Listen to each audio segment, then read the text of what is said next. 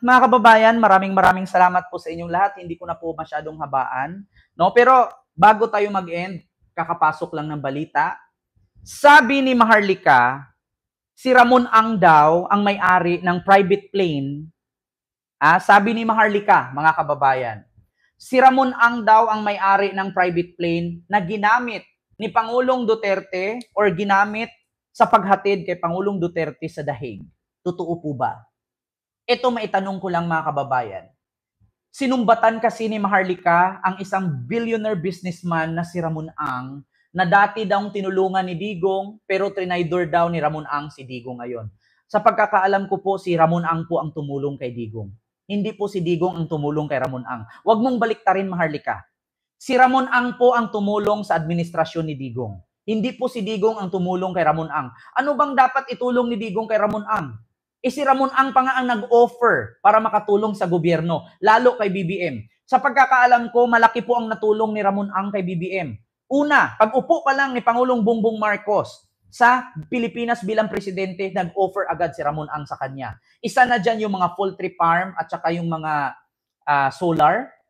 Yan ang pinakamalaking naitulong ni Ramon Ang. Hindi po si Digong ang tumulong kay Ramon Ang, bagkus si Ramon Ang po ang tumulong kay Digong. Speaking of billionaire businessman Ramon Ang, tycoon in the Philippines, business tycoon, traidor daw si Ramon Ang, ayon kay Maharlika. Panoorin natin, para hindi tayo masabihang fake news. Ito mga kababayan.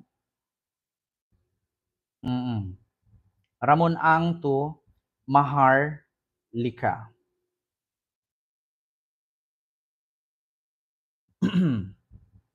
Nag-live kasi si Maharlika, si Buljak TV, patungkol kay Ramon Ang. Oo, meron kasi siyang sinasabi na yun daw private plane na ginamit no ni PRRD papuntang Dahig ay private plane daw yun ni Ramon Ang. So, trinaydor daw ni Ramon Ang si Pangulong Duterte.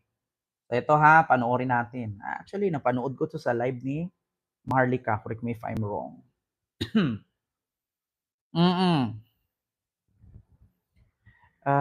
Wait lang kung saan yung live niya na Ramon Ang. Ramon Ang, ito ba yun? Wait lang mga kababayan. Diba ang bongga ng aking Paris? Hindi ito, iba. Kilay Strator. Ito ba yun? Penitentiary, dito lang yan sa UK. So pumunta lang kayo dito, lang saya-saya namin dito, nagpipiknik kami. Ayun sila, nagpipiknik dun sa labas. Ayan, pati yung aso nakidano sa atin. Wow. Dito. Dali, ayan. Nasa TV na kayo, dali, ayan. Ayan, may sarap ng biko, Dito nagbabayanihan ng mga Pilipino. Kapag mag-Duterte. Basta nag-vlog siya, narinig ko na diba? So, anyway, si Ramon Ang daw ang may-ari ng eroplano, 'di ba? Ang may-ari ng eroplano na naghatid kay Pangulong Duterte. Si Kilay naman ang pumuporma. Pumuporma siya ngayon sa Bangag administration para ma-endorse siya for 2028. Diba? Kasi nga si Tambalos Ross at itong si Satanas hindi nagkakasundo dahil pareho silang greedy. So may mga pumuporma-porma. So allegedly itong si Kilay ay gustong tumakbo sa 2028 kaya naman sunod-sunuran siya kay Bangag at kay Satanas na huwag permahan yung supina para appear itong mga resource person dyan sa Senate hearing sa foreign relations. So ngayon, the question is, ulit-ulitin natin, ganito po ka-unfair sa Pilipinas. Kapag vloggers, resource person like Harry Roque, like me, gusto nilang ipakulong, ipakontempt, or ipa-interpol kapag hindi ka umattend dyan sa kanilang Senate hearing. Well, sa case ko, at kay Harry, mga fabricated crimes talaga yung mga ginawa sa amin.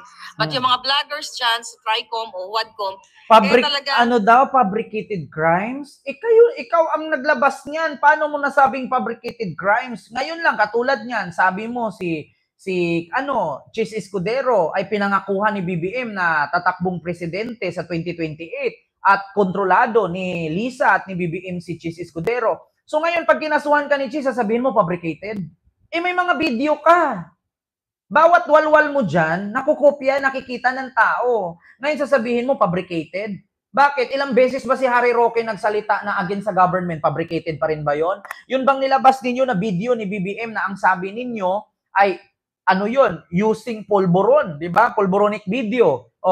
May patunay ba kayo nun? Halata namang AI?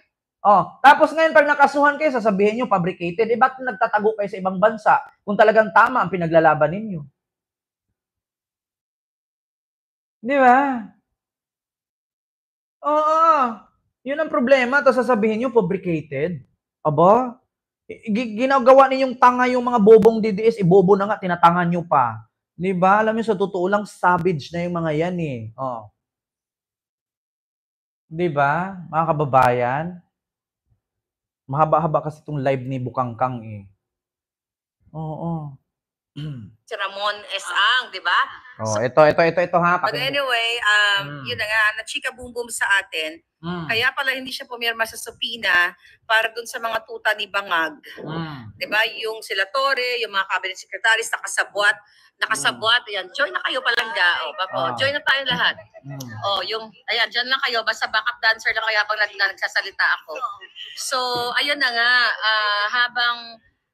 kaya hindi kaya mga kababayan, kaya hindi po pumirma si Kilay sa subpoena kasi siya ay may pangarap na tumakbo sa 2028.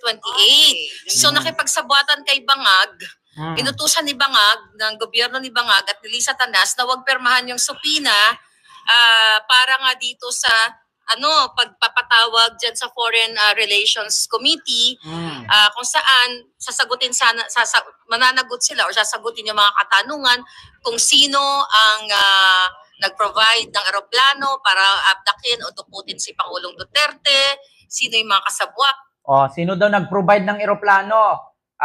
Mr. Ramon Ang. Pakinggan mo po ito. Mula po ito kay Maharlika. At kasi nakarating sa atin na impormasyon si Ramon Ang di umano ang may-ari nitong eroplano na pinasakyan kay Pangulong Duterte sa kanyang pagdukot. So alam niyo naman na sinuporta din ni Pangulong Duterte si Ramon S. Ang, di ba? So mga traidor, kung ito ay may katotohanan at madinig sana natin dyan sa Senate na siya nga ang may-ari at nakipag-connive siya, mga traidor talaga. Paano naging traidor si Ramon Ang? Bago naging presidente si Duterte, bilyonaryo na si Ramon Ang. Si Ramon Ang pa ang nakitulong sa presidente na anong maitulong natin bilang businessman sa Pilipinas. Anong maitulong ko para mapaunlad ang ating bansa? Hindi po si Duterte tumulong kay Ramon Ang. Bagko si Ramon Ang po ang tumulong kay Duterte. Kaya nga nangyayari dito mga kababayan Kaya nga nagtatanong ako, nasaan yung build na sinasabi niyong SLEX, NLEX at Skyway? Pag dumaan ka doon sa tollgate nakalagay, San Miguel Corporation. So nasaan yung build ni Digong? Kung Ramon Ang nakapangalan. So hindi build ni Digong yon, build ni Ramon Ang. Tapos sasabihin ninyo, si Digong nakatulong kay Ramon Ang or si Ramon Ang tumulong kay Digong. Tapos sasabihin nyo, isyuhan ninyo, eroplano ito ni Ramon Ang. Naku, Maharlika, another kaso mo na naman ito. Dahil, ang suporta ni PRD naman sa mga negosyanteng, I hope na matitino during his time, maayos naman yung mga hindi talaga matinong negosyante, mga kawatan o mga tax evader, ay talagang gusto niyang tuliin. Hindi naman kasotalin. So anyway, so yun po ang ayan, ating mga kababayan, nag-aantay talaga sila dito, no? So ngayon, yun na nga mga kababayan. So, yun mga kababayan, narinig nyo po. Si Ramon Ang daw ang may-ari ng eroplano na sinakyan ni Pangulong Duterte na hinatid sa The Hague. Di ba? Naku, Sir Ramon Ang, mag-file ka na po ng kaso, Sir Ramon Ang. At kailangan mapatunayan ito ni Maharlika kasi nadadawit po ang pangalan mo. Alam ko si Ramon Ang, maskin sa mga anak mo, napakabait. Sabi nga ni Sir Ramon Ang, hindi ko tinuro sa mga anak ko ang bumili ng mga mararangyang gamit, mga luxury items. Bakit? yung mga luxury na yan, ipunin nyo na lang para sa future ng mga anak ninyo, mga apo ninyo. Diba? Nakita nyo mga anak ni Ramon Ang, never kang makakita ng mga alahas. Nakachinelas nga lang yan, nakashort nga lang yan. Pag pumunta dun sa business niya. Minsan nakatuck-in lang yan, nakapantalon, ka-t-shirt, sombrero lang yan. Di ba? Di ba mga kababayan? Yun lang yung ating vlog ngayon. Ako, Maharlika, may panibago ka na namang ano dito na ang sabi mo, kay Ramon Ang yung eroplano. Naku, Maharlika, mapasiguradong makasuhan ka talaga yung Ramon Ang dyan. So yun lang mga kababayan. Sa bagay, hindi naman tabla ng kasong baga nagnawong yun makapal mukha yan Diba? So yun lang. Maraming salamat po.